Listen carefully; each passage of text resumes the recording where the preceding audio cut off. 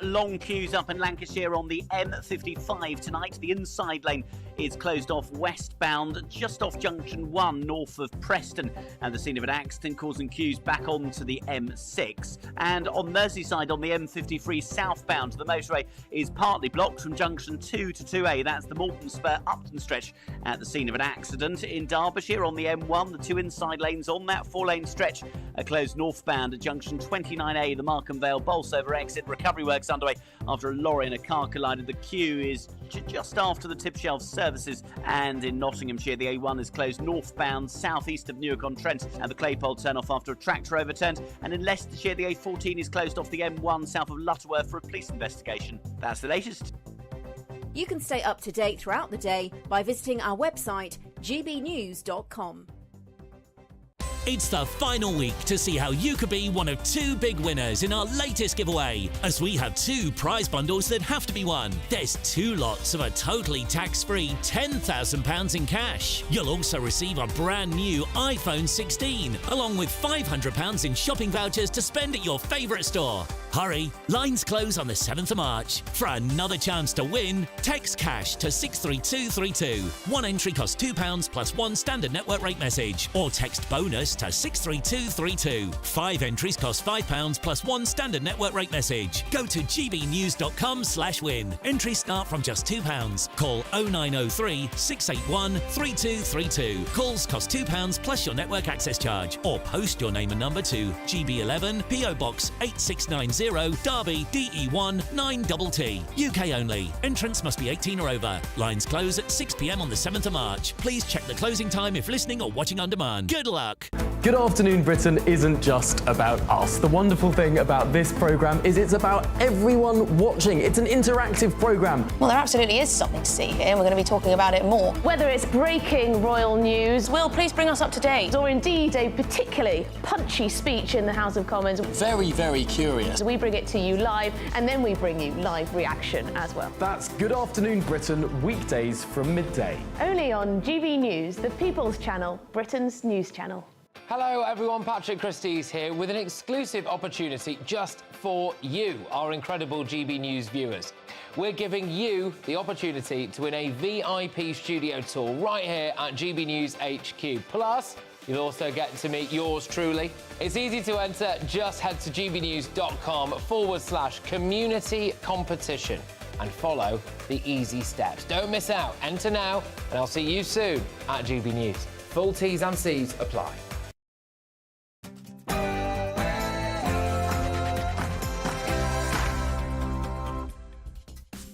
Good evening. Donald Trump addresses Congress. I asked the question, is he off to a great start? Ukraine. It feels like we're making progress, but do the Ukrainians feel they are being bullied? At last, we're discussing the true, horrendous cost of net zero. And I almost can't believe it, but a Ramadan service took place yesterday in St George's Chapel, Windsor. Surely that can't be true. You'll find out in a moment. First, let's get the news with Sam Francis.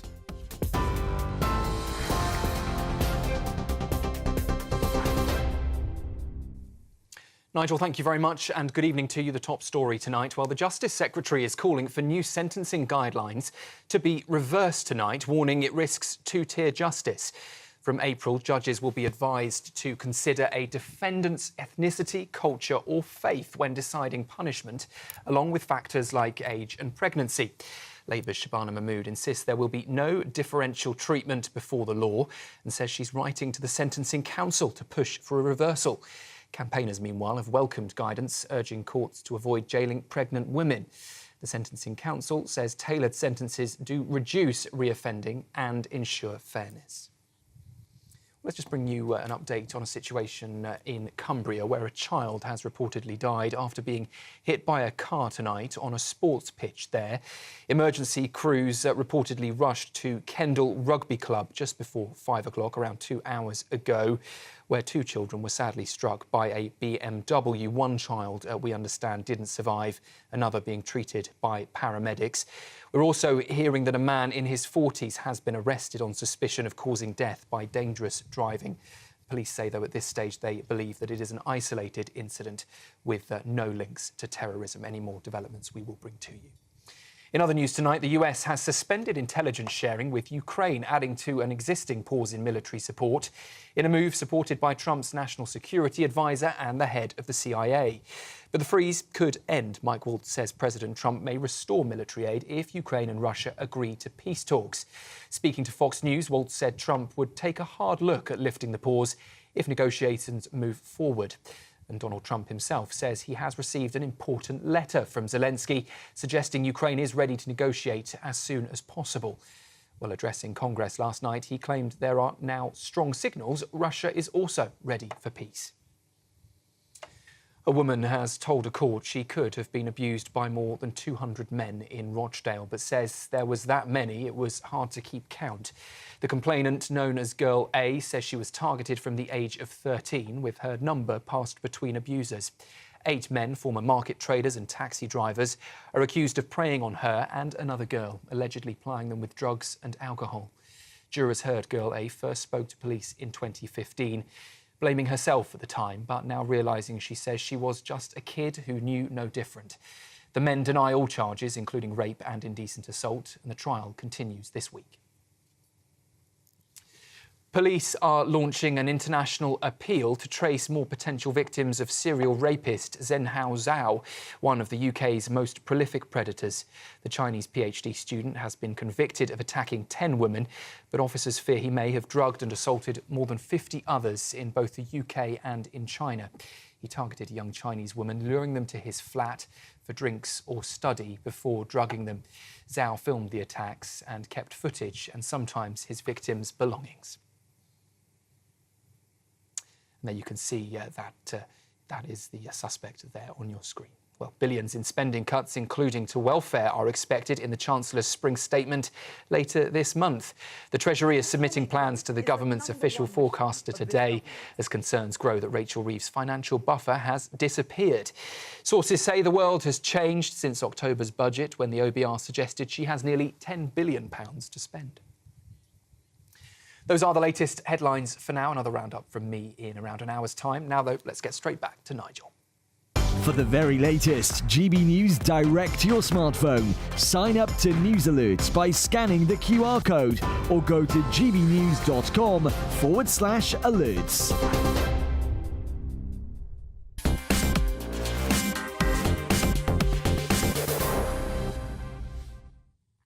A big speech by Donald Trump to Congress last night. Not the official State of the Union speech, but kind of pretty much the same thing. It all took place in the early hours of this morning, UK time. And boy, he's won, but he can't help but tease the Democrats. Have a look at this. I look at the Democrats in front of me, and I realize there is absolutely nothing I can say to make them happy. I could find a cure to the most devastating disease, or announce the answers to the greatest economy in history, or the stoppage of crime to the lowest levels ever recorded. And these people sitting right here will not clap, will not stand, and certainly will not cheer for these astronomical achievements. Well, that was Donald Trump very modestly talking about some of his achievements in the first 43 days. They didn't stay silent, and in fact it was very noisy throughout a speech that lasted just over 90 minutes, the longest speech in modern times to Congress. In fact, one of the Democrats actually got kicked out of the chamber. But what was really interesting, the thing that surprised me more than anything, was the network CBS, not known to be Trump lovers in any way at all. And they published this poll shortly after the debate. 76% of people in the CBS poll approved of what the president said, with 23% disapproval. And I don't know exactly what sample CBS used, but the fact is they put it up. They're a mainstream broadcaster, and that is a pretty remarkable result. The single most popular part of what Trump had to say in that speech was when he talked about what Elon Musk was uncovering in terms of where public money is being spent. And that went down an absolute storm with the Republicans, and I think with the viewers as well. And perhaps that's why that poll was just as strong as it was. Now, not everything is a bed of roses. Tariffs have meant some big falls in the stock markets. The Ukraine deal isn't yet finally done. But let me ask you at home, is Trump off to a great start? Let me know Tweet #Farage on GB News or email farage@gbnews.com. I'm joined in the studio by spokeswoman for Republicans overseas, Jennifer Ewing. I'm also joined here in the studio by Kwasi Kwarteng, former Conservative Chancellor, and Lloyd Russell-Moyle, regular on this show and former Labour MP. Now, Jennifer, I think you're one of those people that did stay up through the night. Can you tell? Yes. Well, I mean, given that you're Republicans overseas, you probably had to. Yeah, right? well, yeah. What did you make of it all? I thought it was full of everything, and it was actually full. It was basically a carbon copy of what his presidency has been so far. I mean, it was a lot of activity. It was a mix of humor. It was a mix of content. It was a mix of sort of pointing out a lot of wonderful things about our country. It was incredibly hopeful. I think one of the most disappointing things was just the lack of, a lot of the issues he talked about were domestic, for sure. It was primarily a domestic speech, and it was these 80-20 issues, right? Immigration now, even for Democrats, is an 80-20 issue, right? And some of these other issues, the same thing, and yet when it came time for applause for, whether it be the teenage boy who survived brain cancer and was going to get a shot at the Secret Service, or a young woman who had been killed and a park is named after her, I mean, people were not standing up on the Democrat side, and that was strange. I think it was very bad. It just wasn't pragmatic on their side. I went to a State of the Union, I think the last one he gave as president, and he turned it into a TV show. Yeah. He said, up in the gallery, the so-and-so, you haven't seen your husband for 2 years, but hey, here he is, and the door opens at the back. And he turns it all into an incredible TV spectacle. On the serious points, I mean, Greenland, we're going to get it one way or the other. Some of this stuff is quite aggressive, Jennifer. I mean, look, I think we've discussed so many times before, there's what Trump says, and there's what he does. And we can look at, even in the last 40 days or however long it's been, it seems like it's been a lot longer, he puts things out there, and then if it looks like it's going to fail, he pulls back, especially when it comes to the economy, right? He is not going to allow a bad economy to drag this down. Well, you say that, but I mentioned in my talk here, tariffs coming in. Now, I do remember shades of this in 2017, to be fair, but the stock market down several hundred points, all the gains since the election wiped out, fears that inflation could rise as a result of tariffs. It's not all plain sailing, is it? Well, it's not, but I mean, I guess if you look, and you worked in the city, I worked in the city, like, the stock market is overheated. You look at where these price, PE ratios are supposed to be, and especially the big tech stocks, they're through the roof. So it was going to cool off anyway. This was going to happen. There's Wall Street, there's Main Street. Yes, everybody has money in their 401ks, as we like to call our pension funds. But let's just, things are moving so fast. But I agree, he's got to watch the tariffs. And growth, of course, absolutely. Of course. We need to have growth, and that's why we're having deregulation, right? That's why encouraging companies build in the United States. Bring your business to the United States, and you will not have a problem with tariffs. He's made a deal just this afternoon with the 3 big auto dealers. Is he off to a great start? Yes, absolutely. I kind of thought Jennifer might say that. Lloyd, you can see the excitement, genuine excitement in Jennifer, and the whole Republican movement in America, very, very upbeat. Even in Britain, Trump's popularity rating has risen, albeit from quite a low base, I fully accept. Is he off to a great start? I think he is change, and people wanted change. People were sick of the same. And the Democrats, of course, had already tried to destroy, in 2 previous elections, Bernie Sanders-esque kind of change in their party, because they don't believe in change, and many Liberals in the Labour Party have tried to do that as well with our party. They believe in stability, and that's fine. The Conservative Party also seems to believe in that in the UK, and that's going to kick them in the rear end in the end, because electors want to sometimes see change. And so Trump is fulfilling his promise of change. Change is not, however, always good.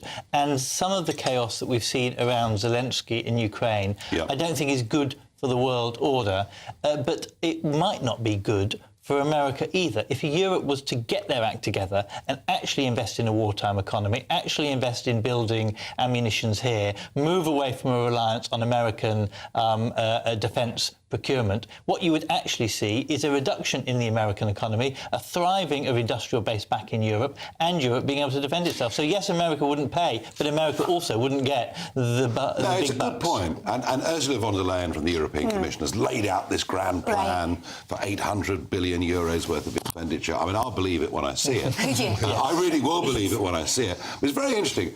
I've talked to Trump many times over the years about his comments on NATO, because, you know, whenever he's critical, everybody here goes, oh, my goodness me, he wants to withdraw from NATO. He actually must be quite pleased by the conversation about defence that is now happening this side of the pond. Of course he's pleased. I mean, that's all he ever wanted, was for Europe, the United Kingdom, to up their contributions to NATO. I mean, he's been talking about that since his first term. I don't think that's an unreasonable thing to say. I mean, he said that throughout the campaign. Hey, we might have bigger fish to fry. We might have to look east. And as somebody, as an American who's lived in the UK for 20 years, I hope we can defend ourselves over here. So I think it's exactly what he wanted. At the moment, we can't. Quasi, one other point, sort of on the Democratic point. Lloyd said something. He promised change. He's bringing change, but not all change is good. This, I think, was really his unique selling point in his first term. I remember going into the West Wing, you know, a few months into the presidency, and there literally was a whiteboard with all the promises they've made and ticks against the one they thought they delivered. That is interesting, isn't it? It is, but I mean, forgive me, in the first term, he didn't quite have the people, the team around him. He didn't have the competency. And the experience to deliver on it. When I listen to him now, I see someone who, he doesn't give a damn. He really doesn't care what his opponents think about him, what people are going to say. He's just doing his own thing. These are his voters talking points. He's doing what the voters and what his base have voted him in for. So I think he's much more confident. The downside is that he's breaking quite a few eggs on the way. I mean, the NATO discussion, people have been very, very nervous in Europe. I think he's right about NATO. I've just come back from Canada, and even though they put a brave face on it, you could see that there's huge alarm, actually, about the tariffs. And they're saying, the Canadians saying, we're going to retaliate, but they're only about a 10th or a 12th of the economy of the United States. So I don't know how that's going to work. So there is uncertainty. People who view themselves as traditional allies, or the Vance comments, of course. And I think there is a lot of tension as well. I think in his own terms, he's got off to a good start. But there's a lot of nervousness. I think that's a fair point. Around what he's saying and doing. But on the tariffs, Jennifer, you know, he said at the rallies, my favourite word in the English language, tariffs. I don't believe that for a moment. I'm sure there are many words you use on tariff. But you always wonder with him with tariff, whether the use of tariff isn't actually part of a long-form negotiation to try and achieve something better, rather than an absolute belief in tariffs themselves. Well, of course, and we saw that was 2017, 2018 with the former Mexican President Obrador, when we wanted him to start, securing the Mexican border more severely. And so we threatened tariffs on their cars, and surprise, the border became more secure. So we saw it, I think, recently with Colombia, wasn't it? That's right. When he said, the President of Colombia said, I'm not taking back the criminals. And then the next thing you know, it's the President of Colombia sending his own plane. That's right. Yes, Nigel, they're used as a tool. I think that's both, but I think you can't get away from the fact that he really likes tariffs. I mean, he's been talking about America being, his term, screwed over by foreign powers for decades. Right. I mean, there are clips of him on Oprah Winfrey saying, we're being ripped off. He's believed this for years. For decades. Does he love tariffs, or does he, which I would understand more, hate neoliberal globalism?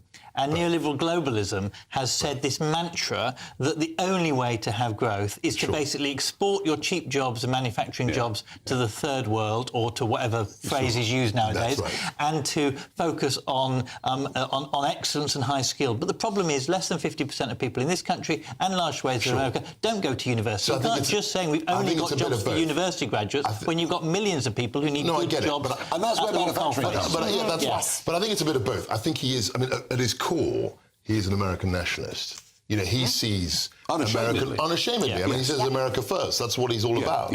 And he uses tariffs as a weapon not only to increase American power, but also to try and make other countries do what he wants them to do. But all the other countries fall into his trap every time. They say, OK, well, America is so important that we will buckle, rather than saying, we know this is what he's going to do for the next 4 years. How do we start to build resilience so if he does But it's very hard for them. it doesn't matter? So when I was in Canada... It requires leadership, and the problem is the rest of the world doesn't have a leader who's able to do that. They don't have the power. I mean, you look at Canada, I don't know what, 30 million people?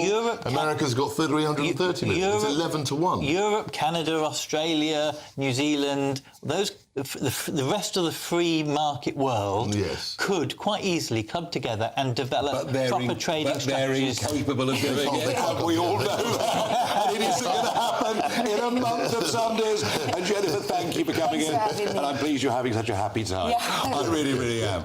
Now, in a moment, something even more complex.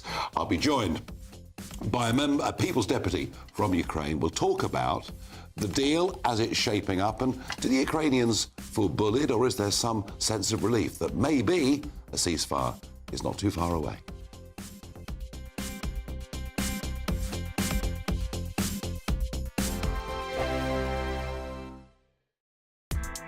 Join me, Nana Akweer, for an informative, interactive news programme with a difference. It's fun. No, he didn't say that, Dave. I'm so surprised. I think there's an element of truth to that. Join me from 3 p.m. every weekend, only on GB News, Britain's news channel. Britain's Newsroom, weekday mornings from 9:30. I watched the video yesterday with Meghan Markle announcing this relaunch. What did you make of the video? It's constantly this rebranding thing that's going on, which is quite interesting. We've had different kind of, way back to Sussex Royal at the very beginning. Here we've now got this new lifestyle series that's coming out. Obviously, she's got this new brand that's going to go alongside it. It's very difficult because royals, as we've said many, many times before, this is not something royals typically kind of do. And obviously these are no longer, if you like, working members of the royal family, but still Prince Harry, as I keep saying, is a senior member of the royal family. So it's quite a kind of uncharted territory that they're going into. And as I said, this is a bit of a disaster because everything they seem to kind of do when it comes to branding, it just doesn't seem to work. They seem to really be struggling to find their purpose in the US. Do you think that's fair? I mean, Prince Harry, of course, has got the Invictus Games, which is just the most wonderful thing that he has set up. But it appears that they're not obviously part of the royal family anymore in terms of working royals. They're not senior working royals, but not able to make it in the business world yet either. You're right, Elliot. I think the Invictus Games is definitely the kind of saving grace. That's the thing that everybody kind of admires and respects them for. But then it's when they keep going back into this kind of celebrity branded lifestyle. I don't think anyone's really that hugely interested. As you said, in the States, you kind of hear people are for them, people are against them. I think most people would rather that they weren't kind of doing this. I think we've said this so many times before that, as members of the royal family, they should continue down that line and going into this kind of business world. It just, I think I'm right in saying historically with royals and kind of business, it doesn't really work. GB News, the People's Channel.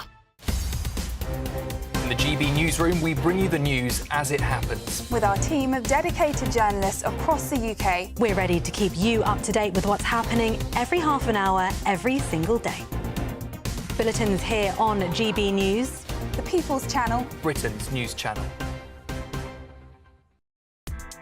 Join me, Nana Akweer, for an informative, interactive news programme with a difference. It's fun. No, he didn't say that, Dave. I'm so surprised. I think there's an element of truth to that. Join me from 3 p.m. every weekend, only on GB News, Britain's news channel.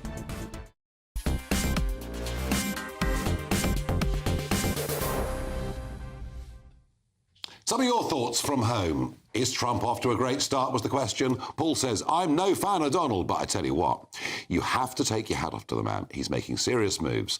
I'm warming to the man. I see another side to him now. Peter says, many issues he's raised against the Democrats are similar to those we see in the UK under a left-wing Tory government. Oh, there we are. Eileen says, I'm sure Kwasi would agree. Eileen says, he's a horrible bully who mocks people to get his own way. I'm sorry to say, people around him will be branded like him. That was really interesting, as I'm joined in the studio by Kira Rudik, who is a People's Deputy of Ukraine. That last comment I read out, a feeling that Trump is bullying Zelensky, bullying the Ukrainians into signing a piece of paper, a minerals deal. I guess, the evidence would be the US suspension for now of intelligence sharing, the freeze on military aid, which, Mike Waltz, cabinet member, says, well, we will unfreeze as and when there's progress. Do you feel that you're being bullied by the Americans, or is this all necessary? So I have a wider question that we do not have a good answer to, is what are the security guarantees, or what is the way of making sure that Russia would not attack us again? This is what we have not heard from Donald Trump, and believe me, we wish to hear that, because all the things like minerals deal, like all the agreements moving forward, everything that all the questions about the compromises, anything, it should come onto this baseline. And what we heard during this unfortunate spat at the Oval Office was that Donald Trump said that he thinks that he knows Putin, and he thinks that Putin will stop. And unfortunately, this is not the security guarantees that my country can accept. I understand that. I can also see, Zelensky looked very agitated, even before the row broke out. And I can understand that psychologically for him, to start a process that necessarily means accepting that Crimea is not going to come back into Ukraine. I completely understand how difficult that position was. But let me put this to you, Kira. The point about the minerals deal, and it's actually very clever, is that the minerals deal will be huge in size. There will be many thousands of Americans in Ukraine. There will be tens of billions of dollars worth of investment in Ukraine. It'll be potentially fantastic revenues for Ukraine, great revenues for America. And even if that of itself is not the ultimate security guarantee that you're after, isn't it a good first step? 2 points on that. First is that we do not oppose to the minerals deal, right? But we do not believe that it would actually work for one specific fact. I was in Kyiv in February of 2022. I remember how US Embassy was evacuating before the full-scale invasion, and I remember how many US companies we used to have in Ukraine before the full-scale invasion. So unfortunately, and I wish it was not that, having US business on the ground is not enough protection to stop Putin from attacking us. This is the first point. And the second, Nigel, remember how they deal... Donald Trump wasn't president, is the answer I'd give you. Yeah, well, he was president, as President Zelensky said during the previous ceasefire deal that still didn't work for Ukraine. And there is a second point here, is that the rare minerals deal was also a start for Afghanistan. And it was also Donald Trump's idea. And it seemed like a good idea, but you see how it didn't work very well for Afghanistan too. So again, I'm not opposing to this deal. I just do not believe that it brings enough of the security guarantees to the ground. And again, it doesn't answer this main question of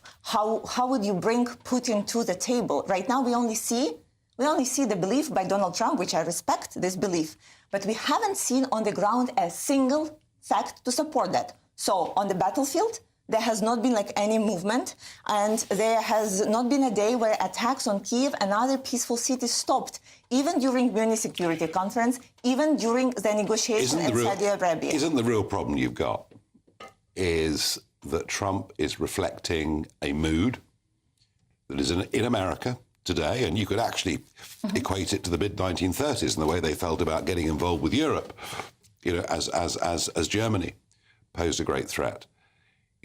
We may be at a point where the Americans just aren't prepared to do any more. What then?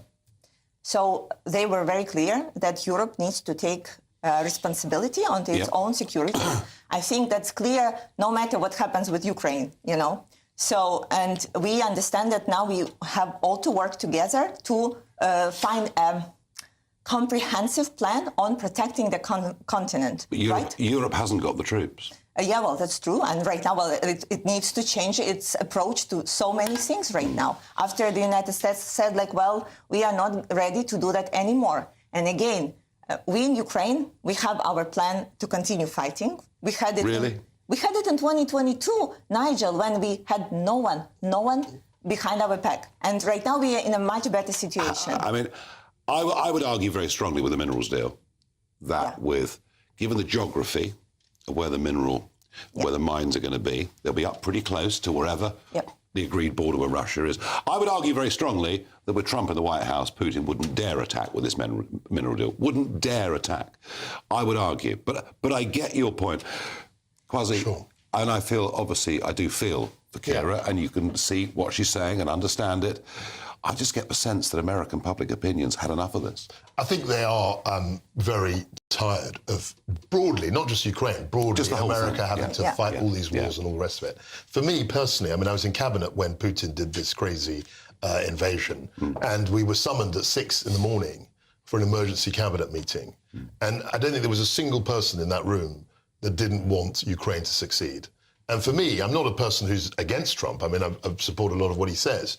But I think on this, he's not got the mood music right. I think we are much more committed here. He's got the mood music right amongst conservative American voters. Maybe, yes. But certainly here, in terms of the alliance and NATO that you mentioned earlier, there is a feeling that he's letting us down slightly. Although I have to say that I agree with him that NATO had to step up. Because this idea that a hugely rich country like Germany essentially is piggybacking, free riding off the American security umbrella, that wasn't sustainable. And I think Trump was right to call that out. Lloyd? I think you have to have some security commitments that are beyond Trump. So your argument, Nigel, was, OK, he wouldn't dare do it under Trump. Trump will only be there for 3 or 4 years. Lloyd, I accept that. What you can't do is sell all your bargaining chips, including your minerals, without then saying, OK, what happens after Trump? You have a Democrat in, you have a new Republican that's softer, for example, on Putin. So what needs to happen is something that's very clear and lines. And my view has always been, actually, if he achieved a situation where Ukraine was effectively in NATO, it doesn't have to be actually in NATO, but effectively in NATO, but there was some land given to Russia, it would probably be the deal that would last. But without the idea that it is a NATO troops along the border, including Americans, it can't just be America saying, no, we're not part of that. Because if you remember, the only time NATO has actually been used is to defend America after 9/11. So the idea, of course, that America was always given, it was Britain that contributed. Britain contributed proportionally far more troops into Iraq than America did, proportionally. And proportionally the same in Afghanistan. And so the idea that they're saying they have done the heavy lifting, actually, I think is also a bit offensive. I agree. Look, so I think there's a balance here. I think that you're quite right. It can't just depend on Trump's charisma. Or the threat of Trump doing something, because as you said, he's got 3.5 years left, really. So the deal has to be beyond Donald Trump. I think we're making some progress. At least there is a negotiation. We haven't heard a lot from the Putin side. We don't know what pressures are. We didn't have anything. But no, we don't know. Okay, I want to leave a final thought from you. Are you optimistic this could end in the next 6 months? I'm optimistic because I know that we are not alone right now, right? We are in a better position than 3 years ago. We are still willing to fight, and we hope that these changes in moving the security of Europe onto Europe's shoulder will actually work the best for everyone. I also want to say about money, because everybody's bringing it up, and it's an important topic. I don't understand why Donald Trump is trying to get Ukrainian minerals and not trying to get Russian frozen assets that are being stored right now. Well, those frozen assets are mostly in Belgium and countries like that. And that's where the lion's share is. Well, if you are such a strong leader to negotiate with Putin, perhaps you can negotiate with Belgium. We don't know what's going to happen on that side of things. So let's see what emerges, on that. It is, I can understand from your position, it is very, very difficult. At least we're talking about peace. That's something, isn't it? It is. Thank you for joining us. Thank you. Thank you very much for that. In a moment, let's talk about the true cost of net zero. They've been rumbled. The political classes telling us we'd be better off and have lots of great new green jobs and cheap energy. It's all a load of nonsense. Can't wait to get in that sea. Lovely and warm. Just like the feeling of having great travel insurance. All Clear Travel Insurance sponsors GB News Travel Destinations Forecast. Whilst high pressure in the south of the UK brings sunshine, it will turn increasingly unsettled for Iberia, although mostly fine for Italy and for much of Greece, albeit with a keen breeze through the Greek islands into Thursday. There'll also be a freshening breeze through Sicily and some outbreaks of rain turning up here. But the most unsettled weather will be Iberia, particularly Portugal, through the rest of the week and into the weekend. Some heavy downpours, thunderstorms and strengthening winds. All Clear Travel Insurance sponsors GB News Travel Destinations Forecast. Good Afternoon Britain isn't just about us. The wonderful thing about this programme is it's about everyone watching. It's an interactive programme. Well, there absolutely is something to see here, and we're going to be talking about it more. Whether it's breaking royal news, Will, please bring us up to date. or indeed a particularly punchy speech in the House of Commons, Very, very curious. we bring it to you live, and then we bring you live reaction as well. That's Good Afternoon Britain, weekdays from midday. Only on GB News, the People's Channel, Britain's news channel. GB News Breakfast. Every day from 6 a.m. Well, it's an ice sculpture of an older man living in poverty, and it's been unveiled at the Tate Modern. But this is for an issue that I know basically all of our viewers and listeners, and ourselves included, really do care about. Yeah, the activity was organised by the charity Independent Age, and it's to raise awareness of the dire financial struggles facing some older people. Rob Trueheller is a 68-year-old pensioner who the ice sculpture depicts. Now, he's had his winter fuel payment cut off following Labour's tax raid. Yes, and taxi driver Rob Trueheller joins us now alongside the head of policy and influencing at Independent Age, Morgan Vine. Welcome both. Thank you very much indeed for joining us. Start with you, Rob. I mean, what does this sculpture mean to you then? Well, it's there to... It's a focal point for people to look at and to understand that there's a lot of pensioners in poverty. You know, the winter fuel allowance, which was a mere spit in the ocean, really, £250 for each person, makes a heck of a difference when, you know, electricity prices, etc., are going up. Talk to me about how this idea came about then and what Independent Age does. So Independent Age is a national charity and we provide free independent support to older people living on a low income. We try and make sure that they're getting all of the money they're entitled to. And we also use the evidence that comes through our services and through the grants that we give out to try and work out some of the systemic problems. And one of those is that older people just don't have enough money to live on. As Rob said, they're not receiving the money they're entitled to, many of them. But even for those people that are receiving that money, it's often not enough to live on. So we think that there's more that the UK government and companies and others can do to try and improve the situation. Yeah. GB News, the People's Channel. Mornings don't have to be tiresome, especially if you have the right company. Wake up to news as it happens, opinion and debate, and of course, a little bit of entertainment too. Because when the kettle's on, we're on. That's Breakfast on GB News, a show worth waking up for. Every morning from 6 a.m. Only on the People's Channel, Britain's news channel. We'll spread the news, you spread the word.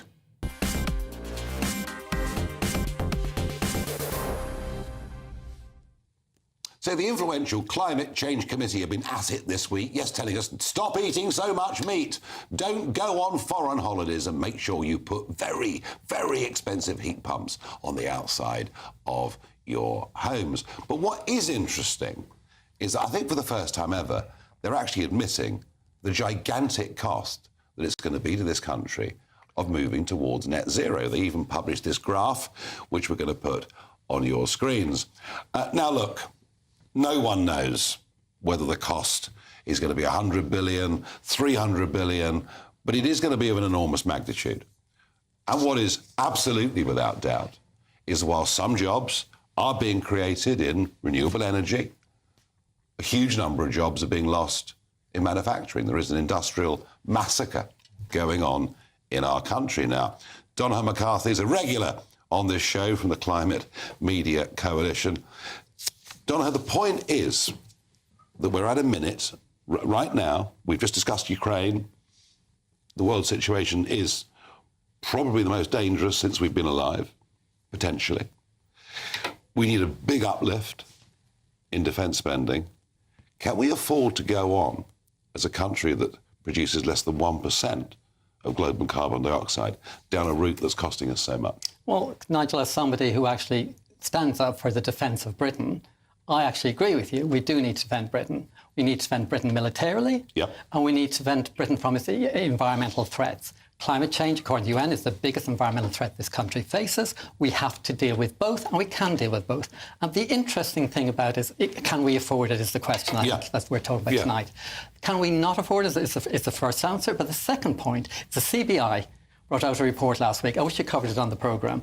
They announced that we made £83 billion contribution. The green economy made £83 billion to the Britain's economy last year. It's our largest source of economic growth, and the jobs are well-paid jobs. The jobs are on average. But there aren't many of them. The CBI report said there are nearly now 1 million green transition jobs in the British economy. How many are in the oil industry? 30,000. That's a legacy I suppose industry. if you include building cycle lanes as part of the transformation of the green economy, maybe you can get to that number. That is maybe 0.1% of the number. No, seriously, there's nearly 1 million jobs. And the fascinating thing about the report is that the jobs on average are better paid than the average job in the economy. Because there aren't many of them. There's 1 million. No, I honestly... So we're talking about the renewable energy economy, we're talking about insulation, we're talking about the EVs, we're talking about batteries... No one's buying EVs. No one wants EVs. Nigel, please. There's 1 million jobs in the car industry. If we stick to these EV targets, all 1 million jobs could be gone by 2030. Did you read today's report on how many car sales? Yeah, and they're terrible. They're terrible. No, they're not terrible. January was the worst manufacturing... In February... January was the lowest manufacturing month since 1954. In February this year, 25% of cars were EVs. The sales of petrol and diesel are down by 16%. The pure petrol and diesel are now only 33% of car sales in Britain. We're already doing it, and our economy is why is growing. Luton closing? Why is Cowley about to stop producing the Mini, having been there since before the First World War? I disagree with you completely, Donohoe. Well, the figures say that this... But let's go back to the original premise. Switch is happening. The original premise that we started this conversation on, which is we need money for defence. We all know that. It's absolutely vital. Can we, through defence spending, make a difference? Yes, because we are that linchpin in NATO between America and Europe. Can we, with spending on net zero, make a difference to the global environment? And the answer is no. And you know that. We're tiny. What's very interesting is about those 2 points. You invest money in defence, you don't actually make any money out of it directly. You don't actually save energy. You don't actually make us more economic independent. If you invest money in the green transition, you create jobs and you actually benefit the economy, you benefit the NHS, you benefit jobs, and you actually benefit the protection of Britain. So it's not either or. And the fascinating thing about net zero... We cannot make a difference to the global climate. The Telegraph article always focuses on costs, and you've worked in the city. You know economics. You know we have to count both sides of the balance sheet. The Telegraph talks about costs. It doesn't talk about benefits. I repeat the point. We on our own cannot change absolutely what the amount of CO2 is in the global atmosphere. We can actually make our contribution to it. Just like we can make our contribution to defence. Economic harry-carry. Defence and... No, not economic harry. Our economy has gone up by 150% as James Cleverly's government oversaw the... James Cleverly? Sorry, James. I apologise. Maybe you should have been. But we know. Look, I was in government. I mean, this is all nonsense. No, it is all nonsense. While he was in government, our carbon emissions came down 50% and our economy grew. And our steel industry disappeared, and cement disappeared, and refining disappeared. I think where you've got it slightly wrong, Nigel, if I can say that on your show. Well, of course you're a greenie, I know. No, is that you're opposing two false opposites. You can spend on defence, and you can try and encourage an industrial base that is more equipped to deal with the 21st century. The Chinese are doing it. They are transitioning slowly, albeit slowly, away from a fossil fuel-driven economy, a coal-based. No, they're not. They are. They've overtaken us in offshore wind. They're still building 80 new coal-fired power stations every year. They are the biggest producer. They're the biggest producer of offshore wind. And I tell you what, we'll be using gas in 2050. No, I agree with that. So why not produce our own? We'll be using oil in 2050. So why not use our own? We'll be using steel in 2050. So why not produce our own? We do produce our own. We will produce small amounts of our own of all of those things. We should continue to produce small amounts of those things, and some of them will be carbon captured, some of them will be offset, because there will always be a need for a small amount of some of those things. So your concept that it's nothing is not true. What we have to do is transition so that we can also sell these goods around the world. Right. And the longer we wait to transition, it means that we will be a buyer and not a seller. That's 100% and the problem of our economy deindustrialising is nothing to do with net zero, because the deindustrialisation process in our country has been going on for 30 years. It's been going on for 30 years because people have bought into this neoliberal lie that we should export all of our jobs to China and we shouldn't invest in good manufacturing jobs in this country. And net zero has the opportunity to turn that around. So, Nigel, you can do both. And build Britain better. I've never bought into that, but what I don't like is the fact that our energy costs are 6 times those in America. But that's because they're linked to... And Donna, all you guys are giving us is electricity prices going through the roof. I spoke to you about this 2 weeks ago. There's a report came out this week, I think, from the ECIU. Why do our British electricity prices so high? They are. We agree on that. Yeah. The report says very clearly, because Britain, unlike most other countries which have more green energy than us, our electricity price is tied to fossil gas. But who has more green energy than us? You're right, but who has more green energy than us? Norway, There's one country. Spain, Not really. No, let me finish. No, go on. That's a really important point, Kwasi. Our electricity price is tied to fossil gas electricity. It is, to the gas price. And that's why our electricity is expensive, because of fossil fuels. So the more we wean ourselves off fossil gas electricity, the cheaper our price will get. We must break the link. If we don't have gas, there's no backup and the lights will go out. And what we could do is produce our own gas at much, much cheaper prices. It's not cheaper. It is much cheaper. There is no global... It's not cheaper for the consumer. There is no global gas market. It's cheaper for businesses. There is no global gas market. Businesses are important. Well, businesses are important. I will go on. You just dismiss business. I will go on fighting against the consensus that exists here in London. I know there's a lot more. And by the way, I want there to be good green jobs. I want there to be good renewables. I just don't like the fact that China is the big winner out of all of this.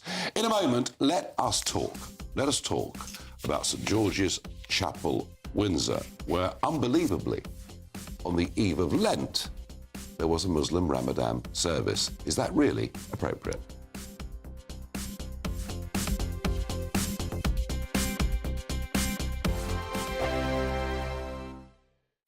Hello again and welcome to the latest update from the Met Office for GB News. It stays clear in the south overnight, but with an increased southerly breeze, there'll be less frost and fog around, and it will also turn less wet and windy across northern parts of the UK. We've got a transition period with our weather systems. It's been unsettled in the far north, and it continues to stay that way across the north of Scotland, some parts of southwest Scotland and Northern Ireland overnight. Wet and windy weather continuing, but it does eventually turn drier from the south as southerly winds begin to turn up.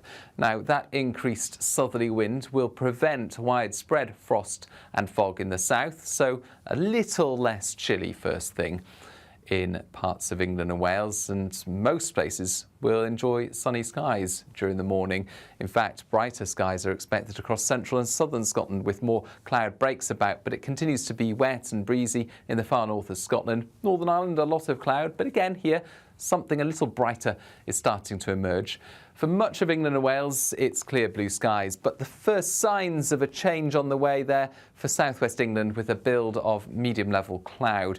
And through the morning into the afternoon, whilst we keep the sunny skies across the Midlands, eastern England, eastern Scotland, we'll see thickening cloud further west, and by the end of the afternoon, some showery rain into parts of Wales.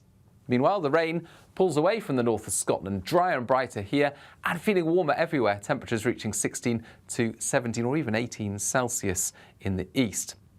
Now, the showers that I mentioned in the west by the end of Thursday move across much of England and Wales, parts of southeast Scotland on Friday, so a cloudier picture, more showers around, but also some breaks, some drier spells, and that marks a change into the weekend. It's going to turn drier in the north, but more showery further south, whilst it's warmer everywhere. I'm Christopher Hope. From pop stars to politicians, I'll interview anybody in a pub who's got a political opinion. Join me every Friday on Spotify, Apple Podcasts, YouTube or gbnews.com, or wherever you get your podcasts. This is GB News, the People's Channel. If you want your news to be straight talking, this is a nightmare for the Conservatives again. Down to earth. It's not just Nottingham where this is happening, is it? And most importantly, honest. Hard-working, middle-class taxpayers, they'll get their book thrown at them. Then catch me, Martin Daubney, Monday to Friday, 3 till 6 p.m. on GB News, Britain's news channel. This is Britain's Newsroom, where your voice matters. It's just astonishing. With expert analysis and honest opinion, we don't just keep you informed. We bring you unique perspectives you won't see anywhere else. Can't argue with any of that. When the news happens, it happens here. On Britain's Newsroom, weekdays from 9:30 a.m. Only on GB News.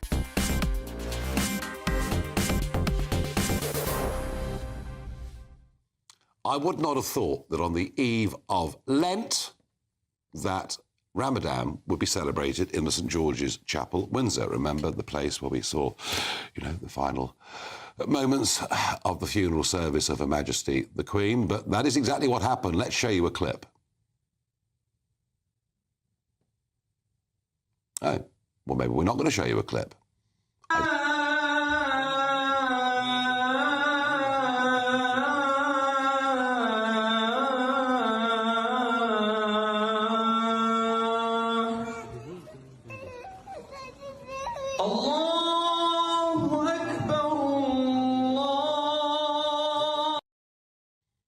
The king is the defender of the faith, the Christian faith. Yes, that is right.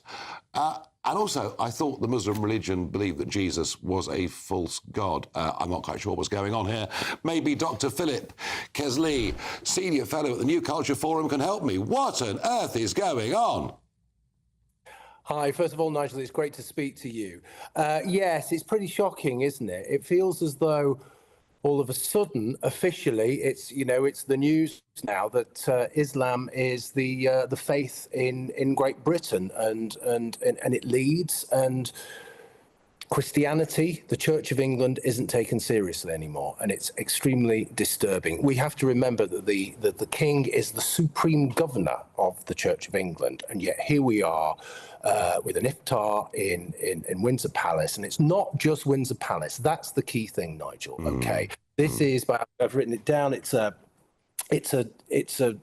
charity called the Ramadan Tent Project. Okay, and these iftars are going to go on throughout the month in the V&A Museum, the Globe, Lord's, and Trafalgar Square. It feels like something's happening here, doesn't it? And I'm a little bit perturbed about it. Yeah, it does. And by the way, I've got friends that are going through Ramadan at the moment, and their fasts, and I've got perfect respect for them observing their religion. I've got no problem with that whatsoever. But why? What's the motivation behind all this? Well, I think it's this whole idea about, diversity is our strength and inclusion and bringing everybody into the equation apart from the British people and apart from British culture and apart from British beliefs. It's this whole idea that we see in the institutions right across the spectrum. It's this idea of decolonization, isn't it? It's taking ourselves out of the picture and putting other face in the picture. And I think also there's something about fear here as well. We're frightened of coming across as being intolerant. We're frightened of coming across as racist. And I have to say, the institutions are frightened of Islam. It's a terrible thing to say, but there you are. I think it's the truth. I think it may well be too. Philip, thank you for joining me. Lloyd, you're not a religious man, but can you see why that might upset people? No, not really. Oh, really? Yeah, but that's very absurd. The king always was keen to become defender of the faiths. He was. And I think he's been quite honest about that throughout his whole time, that he wants to respect. But why would you use a chapel? The first day of Lent. Why would you use a Christian chapel? Why would you do that? Why would you use a Christian chapel to celebrate a rival religion, another religion? The Church of England is the state religious organ. And to tell you the truth, if it's the state religious organ, then it should be used by the king and the state for what it needs to be done to represent all different faiths. Interfaith work has been done for years. I have for generations. You have. When I grew up, you used to have Buddhists would come sometimes to the church, and you would do interfaith work. The point here, Lloyd, this is happening. I use St George's as a piece of symbolism because we all know it. Yes, we all know it. But actually, this is happening all over the country. So the issue that I would pose to Lloyd, and he'll just dismiss this as a hypothetical thing. Imagine if we had a Christian service in the Finsbury Park Mosque. Should happen. How do you think they would react? I think how do you think that would that is a good challenge. It would never happen. It would never happen. At Christmas, I go and see Muslim families celebrating Christmas. You go to mosques and they're giving out Christmas presents. Exactly, it happens all the time. I think we should see more of it. We should see more Christian ceremonies at mosques and Muslim ceremonies. On that note of harmony, we'll end the programme. But I will finish up by saying something on a personal level. Jonathan Hall Casey, the independent reviewer of terrorism legislation, has said today, the failure by the authorities to spell out basic and sober facts about the attacker, I'm referring here to Southport, led to the contagious disinformation about a murderous Muslim asylum seeker that stoked the ensuing riots. I would go further than that. It led to dangerous fictions that could have been far more prejudicial to the prosecution of Rudakama than some of the true facts which were suppressed in the name of contempt of court. And I say that personally because all I said 24 hours after the horrible murders of those innocent little girls, all I said was, I don't think we're being told the truth. I think it's being held from us. And of course, we learnt subsequently that this man had been known to the authorities for many, many, many years. There are 18 major political, public and media figures who directly accuse me of causing the riots, of stoking the riots, caused me, I have to say, some quite big changes to my life. Well, I feel some justification when the independent reviewer of terrorism legislation absolutely backs me up. Matt Goodwin, what have we got on tonight? Well, we've got a great show coming up, Nigel, tonight. Has multiculturalism failed? You might have seen that bombshell story in one of the newspapers today. Nearly 1 million people who have come to Britain in recent years cannot speak English. We'll be talking to Reform MP Rupert Lowe about that. We'll be talking to Tobias Ellwood about whether Donald Trump's address to Congress last night suggests that the Liberal consensus in international affairs has failed. Should we leave the ECHR? And last but not least, we've got Winston Marshall in the studio. It's going to be busy. It's going to be busy. But we must go to the weather.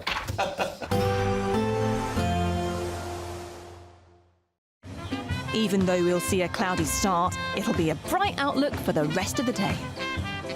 Boxed Solar, sponsors of weather on GB News. Hello again and welcome to the latest update from the Met Office for GB News. It stays clear in the south overnight, but with an increased southerly breeze, there'll be less frost and fog around. And it will also turn less wet and windy across northern parts of the UK. We've got a transition period with our weather systems. It's been unsettled in the far north, and it continues to stay that way across the north of Scotland, some parts of southwest Scotland and Northern Ireland overnight. Wet and windy weather continuing, but it does eventually turn drier from the south as southerly winds begin to turn up. Now, that increased southerly wind will prevent widespread frost and fog in the south, so a little less chilly first thing in parts of England and Wales, and most places will enjoy sunny skies during the morning. In fact, brighter skies are expected across central and southern Scotland with more cloud breaks about, but it continues to be wet and breezy in the far north of Scotland. Northern Ireland, a lot of cloud, but again here, something a little brighter is starting to emerge. For much of England and Wales, it's clear blue skies, but the first signs of a change on the way there for southwest England with a build of medium-level cloud. And through the morning into the afternoon, whilst we keep the sunny skies across the Midlands, eastern England, eastern Scotland, we'll see thickening cloud further west, and by the end of the afternoon, some showery rain into parts of Wales. Meanwhile, the rain pulls away from the north of Scotland, drier and brighter here and feeling warmer everywhere, temperatures reaching 16 to 17 or even 18 Celsius in the east. Now, the showers that I mentioned in the west by the end of Thursday move across much of England and Wales, parts of southeast Scotland on Friday, so a cloudier picture, more showers around, but also some breaks, some drier spells, and that marks a change into the weekend. It's going to turn drier in the north, but more showery further south, whilst it's warmer everywhere. We'll see a cold snap, which will quickly develop into a warm front. Boxed Boiler Repairs, sponsors of weather on GB News. It's the final week to see how you could be one of 2 big winners in our latest giveaway, as we have 2 prize bundles that have to be won. There's 2 lots of a totally tax-free £10,000 in cash. You'll also receive a brand new iPhone 16, along with £500 in shopping vouchers to spend at your favourite store. Hurry, lines close on the 7th of March. For another chance to win, text cash to 63232. One entry costs £2 plus 1 standard network rate message, or text bonus to 63232. 5 entries cost £5 plus 1 standard network rate message. Go to gbnews.com/win. Entries start from just £2. Call 0903 681 3232. Calls cost £2 plus your network access charge, or post your name and number to GB11 PO Box 8690 Derby DE1 9TT. UK only. Entrants must be 18 or over. Lines close at 6 p.m. on the 7th of March. Please check the closing time if listening or watching on demand. Good luck. Join me, Camilla Tominey, for a frank and honest discussion with those in power that cuts through the spin and gets to the heart of the issues shaping our nation. You haven't confirmed that you want to stand as leader, but you haven't ruled it out either. This report basically says that he's not fit to stand trial. Is he indecisive? Incompetent? I deliver the dose of reality Westminster needs. That's the Camilla Tominey Show at 9:30 every Sunday on GB News, the People's Channel, Britain's news channel. Hi, I'm Michelle Dewberry, and my show is your opportunity to cut through all the noise and dive in headfirst to some robust debates. Ideas clash. Situation, isn't it? Because the failure is... You're deliberately avoiding my point. Nothing's held back. And if you think this is the end of it, wait for more. And we do not shy away from the difficult stuff. Sometimes I want to shake people and say, if only you understood. So join me on Jubes & Co. weeknights at 6 p.m, only on GB News, Britain's news channel. Good Afternoon Britain isn't just about us. The wonderful thing about this programme is it's about everyone watching. It's an interactive programme. Well, there absolutely is something to see here, and we're going to be talking about it more. Whether it's breaking royal news, Will, please bring us up to date. or indeed a particularly punchy speech in the House of Commons. Very, very curious. So we bring it to you live, and then we bring you live reaction as well. That's Good Afternoon Britain, weekdays from midday. Only on GB News, the People's Channel, Britain's news channel. Mornings don't have to be tiresome, especially if you have the right company. Wake up to news as it happens, opinion and debate, and of course, a little bit of entertainment too. Because when the kettle's on, we're on. That's Breakfast on GB News, a show worth waking up for.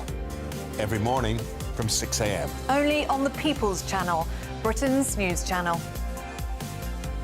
We'll spread the news.